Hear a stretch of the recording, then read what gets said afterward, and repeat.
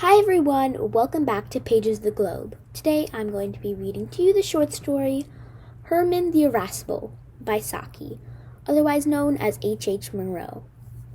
Now, his story, Hermann the Irascible, is a classic example of the use of reverse psychology to achieve whatever desired result you want. Now, this story came out in 1909, which was the height of the suffrage movement. So this story is about the suffrage movement. So basically what happened in this story is that there is a man named Hermann the Irascible, and he was also sometimes nicknamed the Wise, and he was at the time the British ruler. And so at one point, one of his ministers said that we are trying to be more progressive. We're trying to get back up after the Great Plague, but it's really hard because these vote for women people keep disturbing our meetings throughout the country. So Hermann decided that what we're going to do is that we're going to draft a bill, and you guys are going to sign it. And what's going to happen in that bill is that we're going to require all women to vote. It will not be optional for them. It will be optional for men, but it won't be optional for women. Every woman from age to 21 to 70 will be obliged to vote. And it won't just be elections for the parliament and councils and district boards. It will be for things like school inspectors, church wardens, curators of museums, police corps interpreters, swimming bath instructors, choir masters, market superintendents, art teachers. It'll be for tons of other local functionaries, and they will have to vote for them. So obviously, at first everyone's like, yay, we can finally vote. But sooner or later they get really annoyed because they are forced to vote. Even all the rich women, all the wealthy families have to vote, because if they don't, then they're going to have to pay a fine. And remember, this story was set right after the Great Plague. So the 10-pound fine for them was, first of all, really expensive because it was just after a plague, and this was also way back in the 1900s, so money obviously had greater value back then. So that was something that even the wealthy folk could not afford to risk. So all women had to continuously keep voting, and they got really sick of this. So I'm not going to reveal to you what happens at the end, but this is obviously, like I said before, a classic case of just using reverse psychology, because what Hermann the Irascible, or Wise, did was he kind of changed these women's perspective. Because in the beginning, they were really just all about being able to vote. But once they realized that they were being forced to vote over things that they really shouldn't have to, they were like, oh, we don't want to vote anymore. So many readers who read this story, a lot of times when they do, they are critical of the story because they feel that it kind of trivializes the women's rights. But that's not true. They miss the point that the Saki, the author, he's using satire that is so over the top that rather than mocking the cause, it's actually supporting it. Now, if you would like to learn more about the author, here are a couple facts about him. Now, Saki, otherwise known as H. Monroe, was born on December 18th, 1870, and died on November 14th, 1916. He was a British writer whose witty, mischievous, and sometimes macabre stories satirize Edwardian society and culture. He is considered by English teachers and scholars as a master of the short story, and is often compared to writers like O. Henry and Dorothy Parker.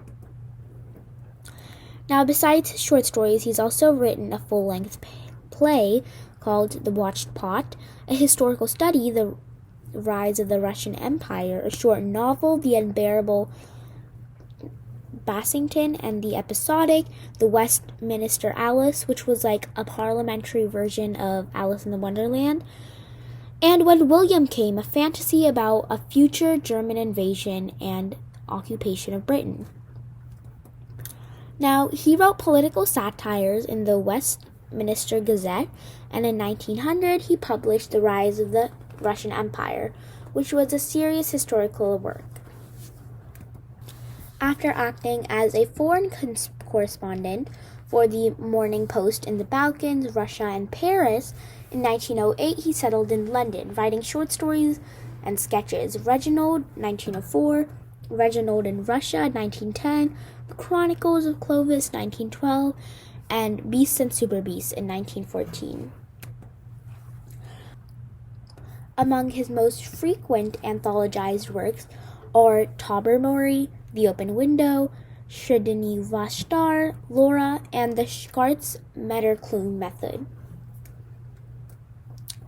Now, H. Monroe, or Saki, normally writes in a style studded with epigrams and well-contrived plots, often turning on practical jokes or surprise endings.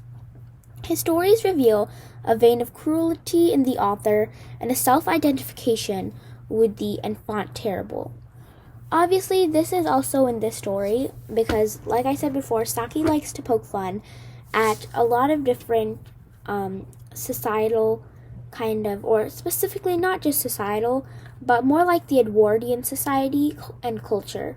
So this story will definitely be representing that. Now, Saki unfortunately was killed in action in World War I. He had kind of insisted that he fight, even though he was over age at the time. I think he was like 43. And many people have said that his last words were famously, "Put that bloody cigar out."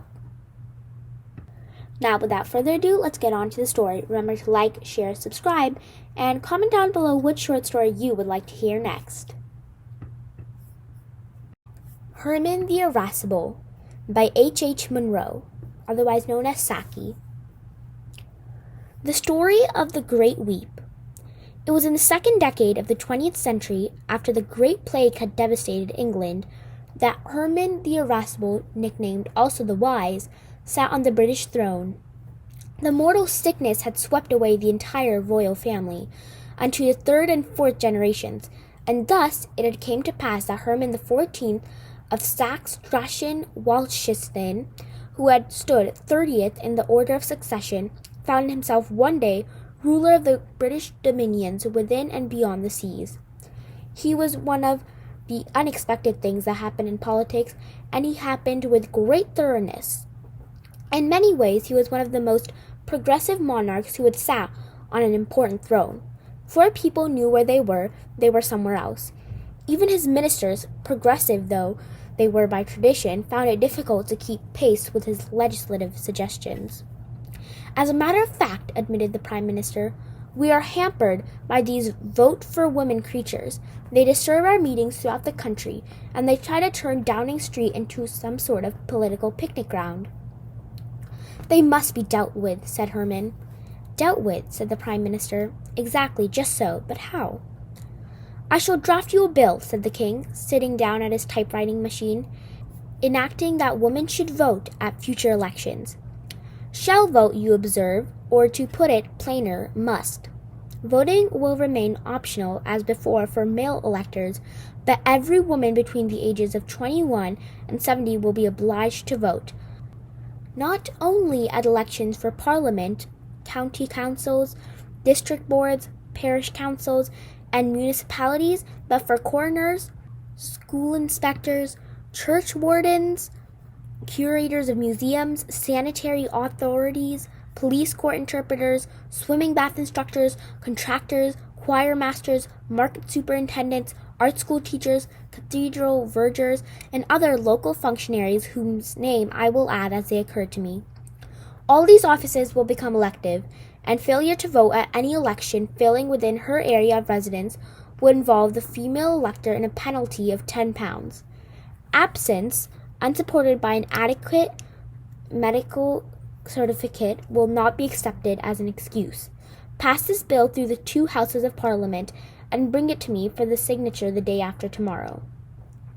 From the very outset of the compulsory female franchise produced little or no elation, even in circles who had been the loudest in demanding the vote.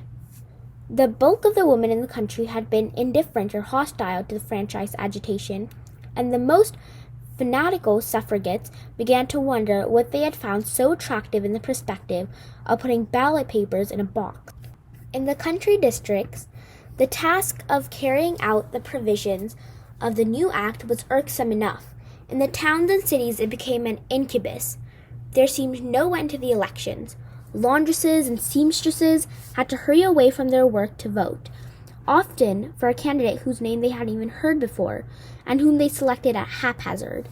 Female clerks and waitresses got up extra early to get their voting done before starting off to their places of business. Society women found their arrangements impeded and upset by the continual necessity for attending the polling stations, and weekend parties and summer holidays becoming gradually a masculine luxury. As for Cairo and the Riviera, they were possible only for genuine invalids or people of enormous health, for the accumulation of 10-pound fines during a prolonged absence was a contingency that even ordinarily wealthy folk could hardly afford to risk. It was not wonderful that the female disenfranchisement agitation became a formidable movement. The No Votes for Women League numbered its feminine adherents by the million. Its colors, citron and Old Dutch madder, were flaunted everywhere, and its battle hymn, "We Don't Want to Vote," became a popular refrain. As the government showed no signs of being impressed by the peaceful persuasion, more violent methods came into the vogue. Meetings were disturbed, ministers were mobbed, policemen were beaten, and ordinary prison fare rejected. On the eve of the anniversary of Trafalgar, women bound themselves in tiers up the entire length of the Nelson column so that its customary floral decoration had to be abandoned. Still, the government obstinately adhered to its conviction that women ought to have the vote. Then, as a last resort, some women wit hit upon an expedient which it was strange that no one had thought of before. The Great Weep was organized. Relays of women, 10,000 at a time, wept continuously in the public places of the metropolis. They wept in railway stations, in tubes, and in omnibuses, in the National Gallery, at the Army and Navy stores, in St. James Park, at the ballad concerts, at Prince's, and in the Burlington Arcade.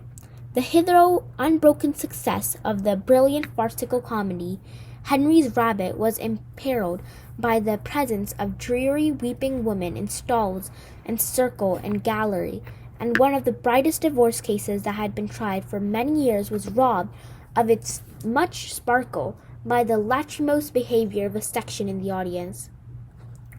What are we to do? Asked the Prime Minister, whose cook had wept into all the breakfast dishes, and whose nursemaid had gone out crying quietly and miserably to take the children out for a walk in the park. "There is a time for everything," said the king, "and there is a time to yield.